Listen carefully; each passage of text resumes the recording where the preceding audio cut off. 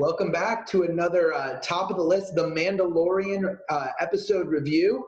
My name is RB, that's Dom, and this is our first episode coming to you from the new top of the list studios here from Redwood City, California. Really excited to be going live and in person for the foreseeable future for these episodes. But of course, our subject this week, Chapter 15, The Believer. Definitely the episode, or the penultimate episode of this season, I should say. I'll start with you, Dom. What did you think of this episode? Yeah, I mean, I think this was your cut and dry side mission. Generally we talk about these Mando episodes as there's the ones that drive forward the plot, and then there's the ones that just kind of are side missions. They just don't really drive that much forward. This one did the side mission right, as well as one of the other ones we talked about recently, which was when they returned to the planet with Carl Weathers and Gina Carano, and they investigated the lab. That was a really great side mission. This one, not quite as good as that, but still, I think, did a decent job at moving forward the plot. Lots of good character progression in this one for Mando, and we get a returning character in Bill Burr back in this one, and not gonna lie, his character is not my favorite in Mando. I think you and me agreed on this, RV. Yeah, definitely. Yeah, that even the last time we saw him in last season was like the worst episode of the season. Oh, without a doubt. I mean, I think that's what caused us to realize that there are these side missions episodes and episodes that really advance the plot. And I think the Bill Burr episode last season was really that quintessential side mission. It had nothing to do with the plot at all, just sort of more to show how badass Mando is. Yeah, totally. And they tried to give him a pass in that one, and didn't work out. In this episode, they give Bill Burr's character a little more backstory, which we'll go in depth in a second. But my review score for this one, 6.5 out of 10. Okay, I think something you and I can both agree on from this season has been that the side missions have been a lot better than they were last season. Yeah. And I like this side mission. Once again with Bill Burr, I feel like he's a comedian. I don't think he fits in this universe. Don't get me wrong. Right. I think he's a funny comedian. I just don't know that he fits in this universe. But that said, I think they did much better. They redeemed his character quite a bit from what we saw in season 1, and I enjoyed this episode. I'm not going to say it's great because it definitely was a side mission, but there were definitely some points that pushed forward our plot. I'm going to give this one a 7.5 out of 10, so just a slight step below great. It was better than good, not quite great. Yeah, that's cool. And I don't know if you knew this, RV, but Bill Burr's the only character in the Star Wars universe to have a Boston accent. Yeah. Which is kind of cool, I guess. But, I mean, everyone has an English accent, even from the original Star Wars. That's fair. Everyone was British, right? I mean, I don't know why I always blank on his name. The actor who voices Darth Vader. Yeah. There you go. He's not. Yeah, he's not really British. James Earl Jones. Thank you. James Earl Jones. Man, I was trying to tell you his name yesterday, too, and it blanked on me. But thank you. James Earl Jones, yes. Great actor. All right, so 7.5 for Ryan, 6.5 for me. Point differential there for the statistician right here. But so let's give out our spoiler warning right here. So spoilers, everybody. We're going to talk in-depth plot details, although I think this episode didn't have much to spoil. Yep. So let's start off our spoilers with what for me was a big point of contention. I want to know your opinion on this, and I want to give my opinion as well. Mm-hmm. Boba Fett paints his armor in this one. Yeah. What do you think about that? I mean, and I think our fans at home felt the same way when we saw Boba Fett finally in the armor last week's episode in the tragedy. It looked really cool, all beat up, But that said, I'm not opposed to him painting the armor. Does it look as cool? No, but obviously his armor's been missing for a while. He just got it back because before that, the gunslinger or the marshal, right, had it before. So, obviously it hasn't been his for a while. So obviously it would make sense for him to give it a new touch-up. So I don't mind it. Yes, I preferred his armor all beat up. I think he looked really cool in it. Yeah. But that said, I have no problems with it. Here's my thing. I think it looks amazing. I like the matte paint and everything. It looks super clean. But it makes him look like those Mandalorians we saw at the beginning of season 1 when we get to see the cove.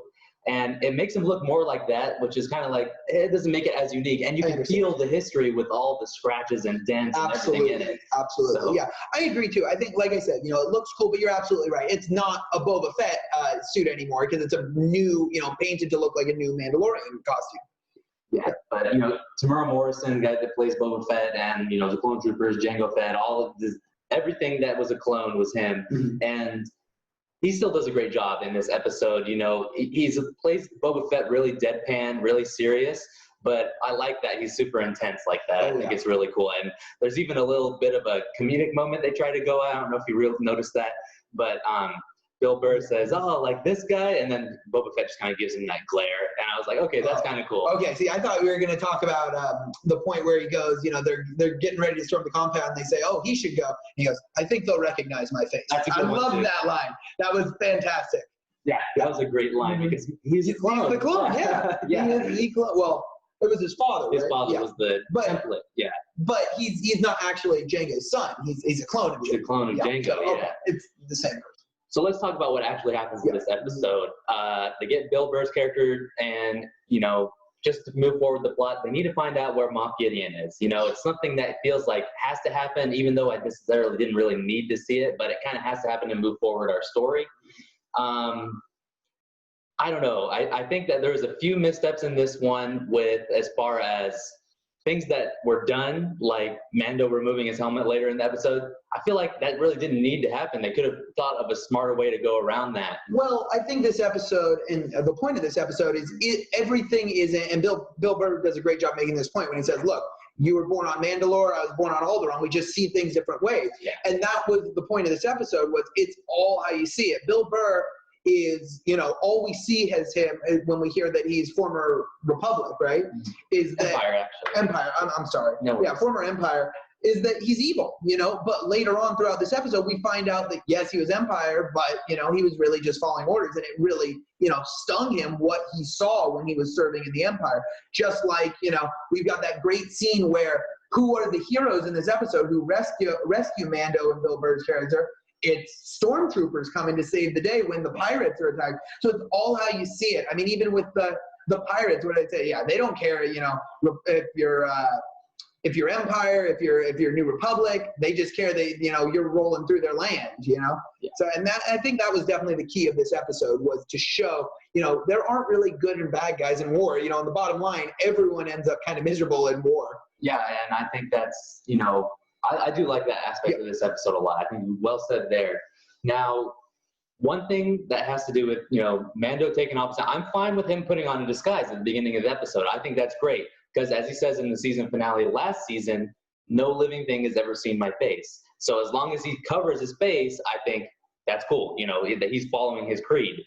But when he removes his helmet to put in the little pen thing, the code pen, and he's just kind of gives up on his beliefs there, Bill Burr comes by not 2 minutes later and shows his face to the guy that he was saying, oh, that's the reason why I can't do this. It felt like they kind of missed his spot there. Right. So I was thinking about that point all day because I know we had discussed that. Yeah. My thought was he makes up to Mando the excuse that he doesn't want to see him because he's his CO. But in the end, we just see that, his true hatred in the heart of this guy. I think he's scared that he's going to go in and, fly off the handle and shoot him, which we eventually do see that he does. So I don't think he's actually hiding his face because he thinks the guy's going to recognize him. I think he just didn't want to go in there because he thinks as soon as this guy, says something, he's going to fly out the handle and, pull out his gun, which he did eventually when they're, toasting to the Empire. Yeah, and you can see it in, what's his name, Pedro Pascal? Yeah. Because you can see it in his face, for the first, not for the first time, for one of the few times we actually see his face, he kind of looks at him and he's like, don't shoot him when they're sitting at the table having a drink. Yeah. And, this kind of brings me to my main point that I wanted to make, because I don't know if you've read up on this or not, Ryan, but there's a lot of rumors around that Pedro Pascal was really upset this season because he didn't get to show his face on camera that much.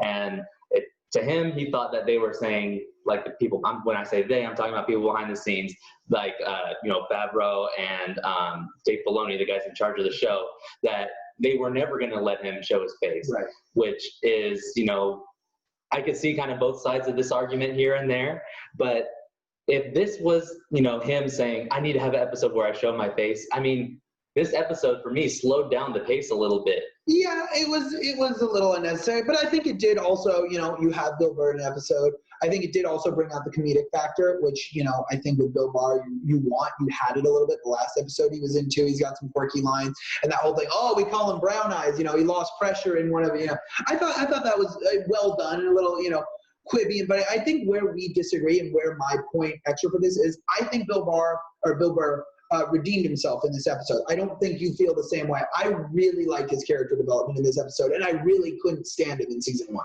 Yeah, I think, like I said, he had a couple good jokes, but to me, it's like they weren't like ha ha ha, like really funny. It was just like flat moments or like slightly awkward moments. So that's kind of where it's flat for me. Well, I wouldn't say, with the exception of like I said, the whole Brown Eyes. Mm-hmm. I would say that I didn't like him for his comedy. I thought he took on a really nice, serious role in this episode. And that's what I liked, is I like the backstory where he talked about, was it Operation Tinder, and the massacre that we kind of assume is happening. I think that maybe it was mentioned in, I think I read online after we watched it today. Oh, okay. It was in Star Wars Battlefront 2 that the story mode in that one mentions Operation Tinder, and that's where they got it from. It was a reference to that. So that was a cool little reference that they had. Yeah. But then again, I think that was, a strong part of his character to see he had this trauma in the past. That was actually a really good strong point, I think, and, which is why I'm kind of considering giving it a 7 instead of a 6.5. But because there's only one thing that maybe they didn't say specifically that has to do with Mando's progression, that if this is the case, then I'd give it a 7. If Mando, from meeting Bo-Katan earlier in the season, is starting to change his beliefs because he realizes that cult that he's part of isn't actually the true Mandalore, and then he finds his calling and joins Bo-Katan in season 3, then I'd say, okay, this is the beginning of that. I think I was thinking about that even before we actually see him take off his helmet. We just see him, switch into the Stormtrooper uniform. I think that's what I was thinking too, was like maybe he is transitioning and realizing that he's not the only offshoot of Mandalorians, and he's faithful to Mandalore, not just to his offshoot cult. So that's what I was thinking too. But you're right. I think they missed an opportunity to bring that up if that's the way they're going to go. Yeah, like he should have said something to Cara Dune or Bill Burr. Even to Bill Burr, when they had that great, we talk about exposition. I think there were some great lines, before the pirates show up when they're driving the tank. I think they missed that opportunity. You're right. Yeah, they should have said something there like, oh, I recently met some Mandalorians that removed their helmet. He should have said, I'm struggling with this, like to Bill Burr, because, Bill Burr is supposed to be one of his old friends. They explain that in the older episodes. So maybe he should have opened up to him a little bit, whereas Mando just seems to kind of like hate him in this episode. Like Bill Burr's trying to talk to Mando while they're in the thing, and he's just like deadpans him, silent. No, that said, I do want to jump back. I think that also was a weak point that wasn't really touched on. In the previously of this episode, we saw, Mando basically capturing Bill Burr, and he's the reason that he's in prison right now. I thought there would be some bad blood between Bill Burr and Mando, and there wasn't. They just I thought Bill Burr was going to try and kill him a couple of times. And, I was interested to see that. I thought Bill Burr would be more like, he would try to pull something on him. Yes, exactly. Yeah. I was waiting for that shoe to fall, and it never did.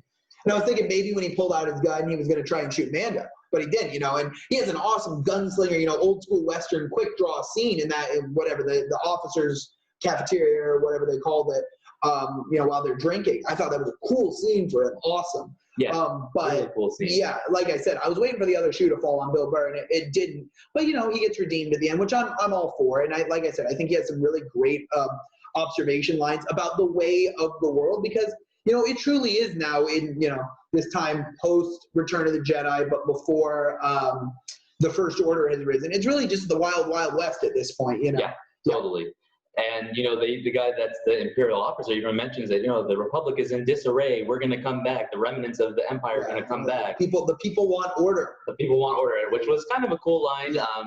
But now I kind of want to, finish this off here. My favorite, the coolest scene in this episode, let me know if you agree, is the escape onto Slave One, and then Boba Fett releasing the giant bombs. Yes. Just that we haven't seen since episode 2, Attack of the Clones. Yeah, my favorite. Yeah. What do you think of that? That was pretty awesome. So awesome. I mean, you and I talked about this when Slave One first made an appearance last week. I was so excited. Slave One is my favorite ship in Star Wars. Like, everyone loves X-Wings, don't get me wrong, and even TIE fighters are cool. Those are quintessential. But Slave One, to me, is the most unique, like, coolest ship in all of Star Wars. So I got so excited when it was on. And just another awesome thing that we see with Slave One in Attack of the Clones, which is my favorite prequel. I know I get a lot of beef about that from you. Maybe from some of you, the fans at home, you don't like sand. I do like Attack of the Clones. But either way, I was so excited they brought that back. Just another awesome thing about the whole Jango Fett, Boba Fett, Slave One, so many awesome things they can call upon, whether it's, the rocket from the back, which we've seen a bunch now, seen twice this season. Now that was just another thing, that cool, whatever, sonic grenade or whatever you want to call it. Yeah, and how about we actually get to see the inside of Slave One? Oh my! I've always spinning. I've always wondered that. Yeah, how the you enter one way and then it flies like on its side, and we saw it like on its own axis. Yeah, everyone's sitting against the cockpit. That was really cool. Super cool. Yeah, and I think we should talk about obviously at the end of this episode, Bill Burr is let go. They say, oh, he died in this explosion, right, and they let him free, which I think was okay, and maybe setting up another appearance in a separate series. Don't want to go in depth now, but we know they're going into make more Star Wars series on Disney Plus. We're having a separate episode all about that. We're going to upload that in the next day or so. So we'll get back to that on a later point. But final scene of this episode, Mando repeating back Moff Gideon's own words right to his face. Yes, such a cool scene, such a chilling scene, because we remember Moff Gideon saying this. That was in the finale of season 1, correct? Mm-hmm. So we get it right back there. And it's just setting up an awesome, awesome battle. Like I said, we don't know who else is going to make an appearance, but we know Boba Fett's going to be there. We know Ming-Na Wen's character is going to be there. Yep. We know Mando's going to be there. Maybe we get Ahsoka Tano. We'll see. Maybe we get Bo-Katan. Cara Dune will be there as well. We're going to have this awesome face-off between Moff Gideon and his Dark Troopers and this awesome band, that we've gotten together of Mando and his buddies to go rescue Grogu. And I couldn't be more excited for the season finale coming up next week. Yeah, me too. And we'll be coming back to you guys with another review next week of the finale. Going away back to our parents' homes for Christmas. So we'll be back on Zoom, but we did want to get this one out in our new studio as our first episode in the studio. And like we said, we're going to have another episode coming to talk about all the new Disney Plus shows that were announced. Yeah, we may have to split that up into 2 episodes because we've got a whole bunch of Star Wars episode or Star Wars shows coming out, a whole bunch of MCU shows, and then of course a lot more coming out with Disney. Disney Plus seeming to be one of the new major platforms that Disney's going to go, maybe no more theaters, no more movie theaters, just watch from the comfort of your home. Crazy what the world has come to right now with the pandemic, but with safety in mind, I'm all for it. Yeah, and just to give you guys another headline on what our new reviews coming out for soon over Christmas, not just Christmas, but the holidays, is Wonder Woman 1984 coming to HBO Max. I gave Ryan my HBO Max subscription so we could both check that out separately and then give our reviews over Zoom, as well as on Disney Plus, Soul, the new Pixar movie from the director and writer of Inside Out, which was one of my favorite. I think that was both of our highest rated Disney Pixar film when we did our Pixar series. Yeah, totally. So that'll be exciting, as well as Disney Plus, a new series that we may give a look at called Safety. That I'm really excited for. If you don't want to watch along with me, I may drop that on my own, but that just came out as well. A great series, true story about football player at Clemson who has to become a foster parent of his younger brother while he's playing Division I college football. All a true story. So we may be dropping a review on that too. Season 1 just came out. Yeah, and one last review we're watching right now, just to keep it, generalized. We got HBO Max, we got Disney Plus, and we have a Netflix original.